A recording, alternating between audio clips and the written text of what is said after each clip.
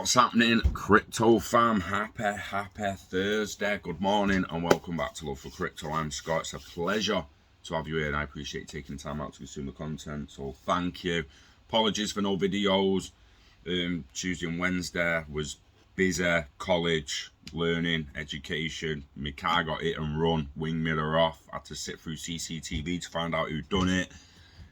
Yeah, had a lot on. So apologies for no videos. We're here now though, and we're going to talk about Charles Hoskinson and Edward Snowden calling out the IMF and CBDCs. Apparently, Charles Hoskinson is trolling the IMF and saying crypto adoption will save emerging countries from hyperinflation.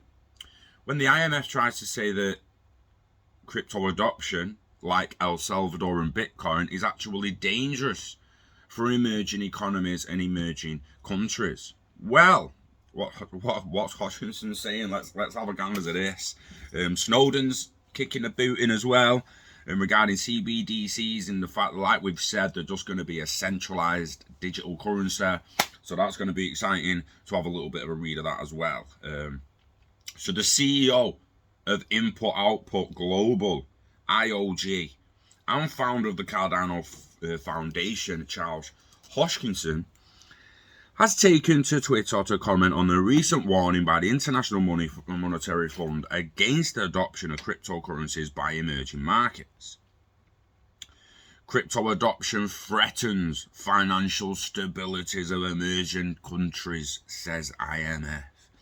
So on October the 1st, there was a report that the IMF warned that cryptoization, really, that's what they called it, cryptoization, not digitalization or tokenization, yeah, cryptoization of emerging countries can, in the future, undermine capital controls and, in the short term, upset financial stability in those regions.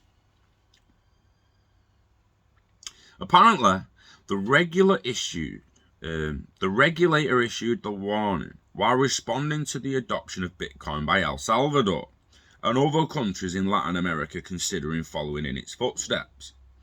Besides, according to the data provided by Chainlink, crypto adoption is gaining steam in such countries as India, despite the crypto ban, Pakistan and Vietnam. According to the IMF, adoption of cryptocurrencies in third world. I fucking hate in the third world. Who the fuck? They're in the third world because of you horrible bastards. Oppressing people all over the globe, mate. Don't give me that. Woosah. Woosah. Woosah. The regulator believes that among the factors that contribute to cryptonization,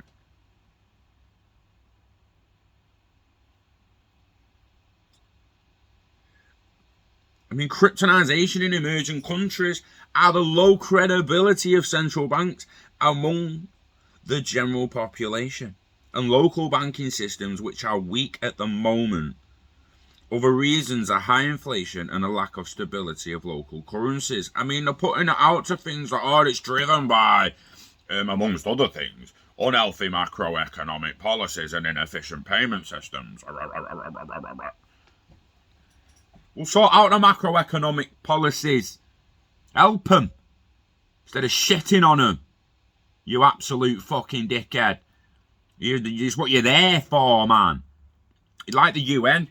Ain't doing shit to promote peace. It's the fucking job. It's the fucking job. All I ever see in the papers, people being bombed, people planning to bomb people, taking oil off people, taking resources off people, refugees, bombs. Where the fuck's the UN? Oh, we got emerging markets and emerging countries. The economies are struggling here. What are we going to do? What do you mean what we're going to do? What the fucking IMF going to do? Are they going to do the fucking job? Why was it created again? Jesus fucking Christ. The IMF also stated that crypto can threaten local fiscal policy and contribute to tax evasion. The regulator then urged the governments of developing countries to consider issuing CBDCs to respond to growing crypto adoption, because they can lock the CBDCs, they can freeze the accounts of the CBDCs, they need digital identities in the future to be able to stop a certain person spending anywhere. And there's always going to be one person that will probably still spend with you. So Charles Hoskinson is criticising the IMF, the founder of the third largest blockchain and the most popular proof of stake platform, Cardano, tweeted in response to the IMF statement. He said that crypto will save these countries from hyperinflation and highly centralized rails that the IMF and local central banks control, unlike decentralized cryptocurrencies. By collapse, we mean they won't be laden with hyperinflation and highly centralized rails that are under our control. The IMF, the adoption of crypto assets and stable coins in emerging markets and developing economies could pose a challenge to those countries' macroeconomic and financial stability. Snowden calls CBDCs a perversion of cryptocurrency. Ooh. As reported by you today, earlier, the famous US whistleblower who resides in Russia at the moment bashed central bank digital currency in his tweets. In particular, he focused on the digital dollar that the Fed is considering launching. Snowden referred to CBDCs as a perversion of crypto and crypto-fascist currency, since a so-called Fed coin will bring down the savings of the average American down to zero, forcing them to spend their CBDC quickly. Besides the Fed, Snowden said in his tweet, we'll have a total control. The Fed are going to have total control of people's money, and it will be able to decide if and how they can spend it. Thus, the money in the bank accounts will not belong to US citizens. What do you mean by that? Get your bank card. Mr. Bank Card. So you get your bank card, yeah? I'm blocking it because they put way too much information on it these days. If you go in with that to the shop, pick up a bottle of water, and they'll go, contactless payment near me. Contactless payment near me. You want to chip and pin that shit. And you pay with your card. What was that? What do you think that was? That was the shop asking you to ask the bank if you're allowed to buy that water. Really it was. The shop's like, yo, there's my machine. Prove there's money in that bank. Prove the bank are going to let you spend it on the water. And then the machine will take it off the bank. Cheers. That's what's happening. Yeah, you're getting permission off the bank to spend your own money on water. Now, it would be interesting if you walked in somewhere and the bank was like, no, you're not spending your money on that. What could that be? Could that be drugs? Illegal activity? Oh, but you're not spending money on that. Could you be in debt to somebody and try to spend money somewhere else, and the network's like, you're not spending money there before you pay your debt, you cheeky bastard. What the fucking hell are you doing? It's interesting how should it be closed? Whose value deserves to be frozen? A human trafficker? People buying and selling kids? Come on, let's freeze their shit. You know what I'm saying? Let's all not sit there thinking you've not got the right to freeze anyone's assets. Well, hang on a minute. It fucking depends. If Epstein was still alive, had bailed his island and was on a fucking stealth yacht somewhere, would you want to freeze the motherfucker's assets? It's a fine line, isn't there? And Edward Snowden's calling CBDCs a perversion of cryptocurrency. I'm saying in the future, only go into CBDCs if you need to. Other than that, it should be an appreciating assets. Yeah, it's going to dip now and then, but overall, it will appreciate. So, the world famous whistleblower from the US, Edward Snowden, has taken to Twitter to bash the concept of central bank digital currencies, CBDCs, and in particular, the one that the Fed Reserve may launch in the future. Snowden calls CBDCs a perversion and crypto-fascist currency. He believes that the Fed Reserve issued CBDC, the so-called Fed coin, it will be used for bringing the savings of ordinary working Americans down to zero, despite officially calling it a useful policy tool. The whistleblower tweeted this after sharing a screenshot of NYT article about CBDCs. In it, Dr. Prasad wrote that the Fed may impose negative interest rates on electronic balances of CBDCs in every person's account to stimulate the owner to spend CBDCs faster and for companies to invest in their digital dollars.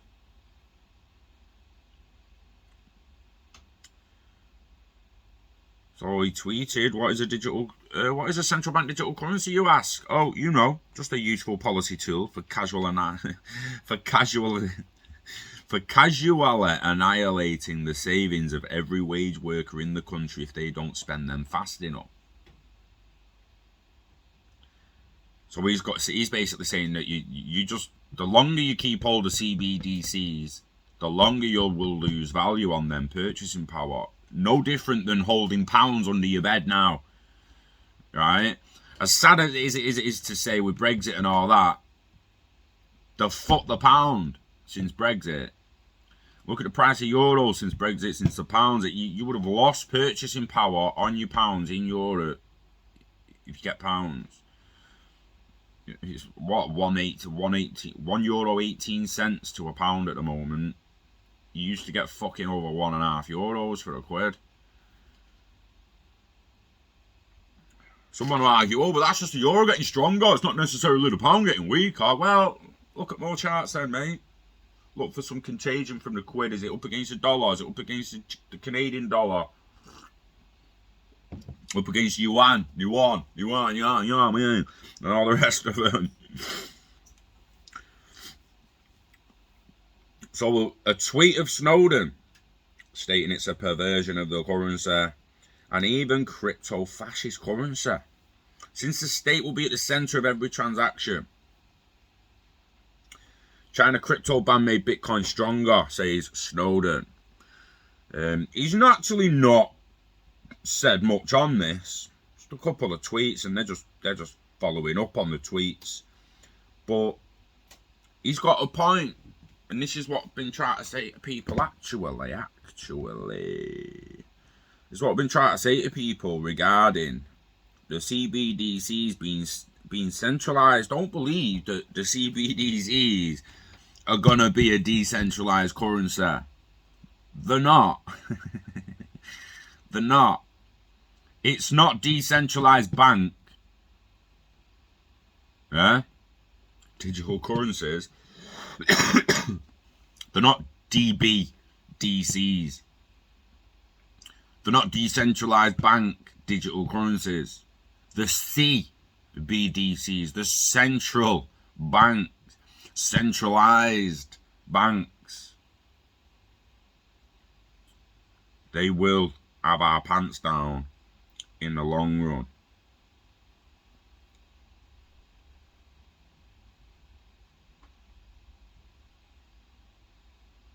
Now we had an IMF one set. So the IMF have got a blog out. I mean, it's from July this year, so it's a couple of months old. It'll be in the description as well, the links to the both pages, the Hoskinson story, the Snowden one, and this as well. I'm not covering much of this now, but I just want to read a little bit of it. But it is making the digital money revolution work for all.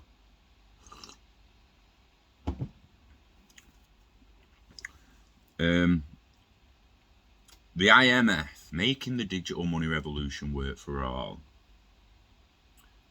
The IMF, making the digital money revolution work for the IMF more than anyone else, especially El Salvador, Latin American countries, and anyone willing to adopt Bitcoin as legal tender. They might as well wrote that. So the challenges are significant. So is the potential reward, but policy action must begin immediately. We must look beyond the dazzle of technology and the alluring image of futuristic payment services. At the IMF, we must identify and help countries solve the deeper policy trade-offs and challenges that are arising. The rapid pace of change is a call to action for countries to guide and not be guided by today's transformations. It's also important for the IMF to engage early with countries and usher in reforms that will contribute to the stability of the international monetary system and foster solutions that work for all countries.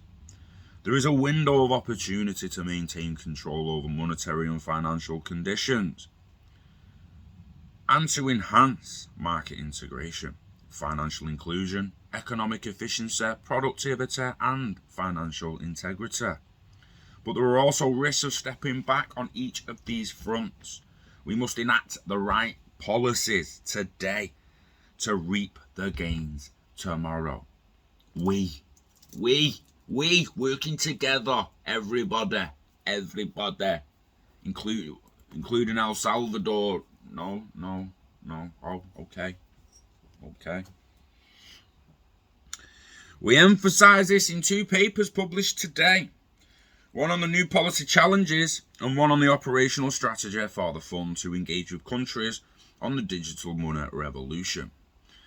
Digital money is developing rapidly. Digital forms of money are diverse and evolving swiftly.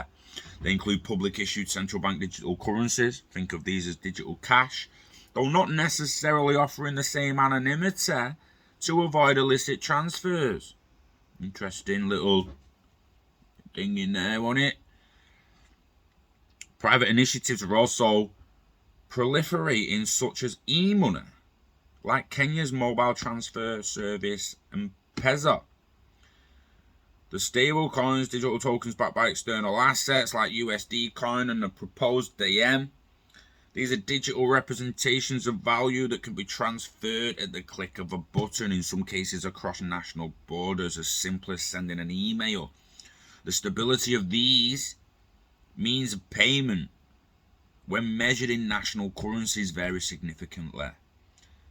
The least stable of the lot, which hardly qualify as money, are cryptocurrencies and crypto assets such as Bitcoin that are unbacked and subject to the whims of market forces. The unbacked.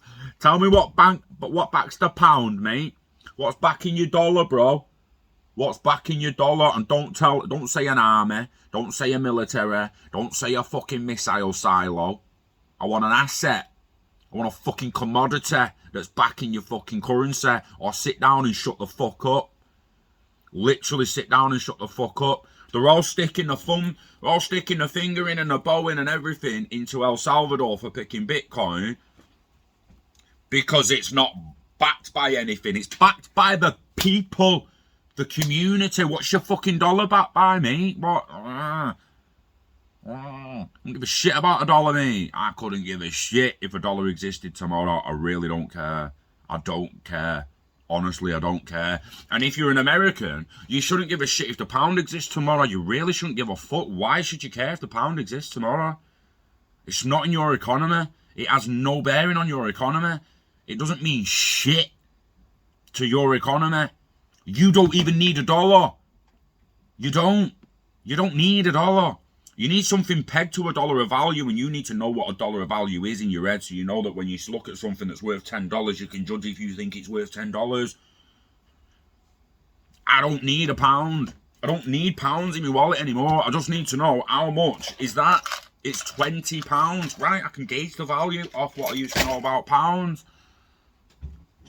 Well, Indians don't need fucking pounds. They don't. What the fuck? You just don't. The world doesn't need these shitty currencies backed by nothing, and they don't need people like the IMF coming out and saying that crypto's backed by nothing when we know damn well that all their currencies are backed by fuck all. Tether's backed by more than $1. Call Tether all you want, rip Tether all you want. They might be illegal, they might be bastards, they might even end up in fucking jail. I don't care. As far as I'm aware, their currency's backed more than the dollar. Just fucking is. It just is. Because there ain't shit back in the dollar but oil soldiers and guns. I'm sorry if you're in the military. I don't agree with it anymore. I think you're an oil soldier, you're a resource muppet. And yeah, apologies. It's just my opinion. Deal with it. Don't let it hurt your feelings. And carry on with your day. These innovations are already a reality and growing rapidly. According to IMF data, CBDCs are being closely analysed, piloted, or likely to be used in at least 110 countries. Examples range from the Bahamas sand dollar, already in use, to the People's Bank of China's ECNY pilot project. To countries like the United States, where the benefits and drawbacks of a digital dollar are still being studied, stable coins, still esoteric 2 years ago, tripled in value in the last 6 months, from $25 billion to $75 billion, while crypto assets doubled from $740 billion to $1.4 trillion, and adoption is global. E-money accounts are not only growing much more rapidly in low and middle income countries than in the rich ones, but they are now more numerous. Africa in particular is leading the way. That's an interesting read, and there's a hell of a lot more to read about there. Does it surprise you that in a country in a country that's got fucking dog shit currencies, does it surprise you that they're the ones chasing crypto more? Everyone I know who lives in England, not everyone I know, almost everyone I know is still chasing that new pair of shiny shoes. They're still chasing that weekend away with a mate. They're still paying for holidays to fucking Greece, Cyprus, Tenerife and shit.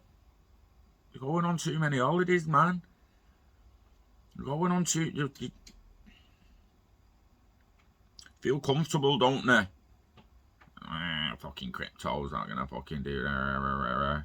You said you could be rich already by now, Scott. Right? Yeah, well, we could have been if we'd have backed the right ones, wouldn't we? Hey, fucking take the L and just get on with it. Because no one's going to come and put an arm around you and be like, oh, do you want to give you some of mine instead? Shall I give you some of mine because you missed out? Hey, I heard you missed out on Chainlink. Do you want some of mine? I heard you sold your quant before it was $1. Do you want some of mine? Like, what the fuck? That's not going to happen. So get over your losses, accept them, deal with them, and move on and just get happy. Yeah, invest in the assets you believe have a future, and just concentrate on yourself getting happy. Do you understand that you could legitimately be waiting for millions and die before you could be waiting 5 fucking years for millions and you die the day before it comes in? Don't let that happen without experiencing a little bit of fucking happiness along the way. Make sure you enjoy the journey. Yeah? Because that's all it's all about. The fucking journey. Yeah? Destination don't mean shit if you end up there alone and pocketless. Fuck that. Enjoy the journey. Love the journey. Be happy in the journey. And if you're not, then get the fuck off the road and find another journey, because you're not supposed to be unhappy with the direction you go in. On that note, you know the script. Enjoy the rest of your week. Invest in yourself. Invest in the internet of value. Live long and hodl it all. Don't let it go. Get it staked, get it baked. And live off the rewards. Hoorah! We love crypto. We love the internet of value and we love you. So take care of yourself. And I'll see you on the next one. Peace.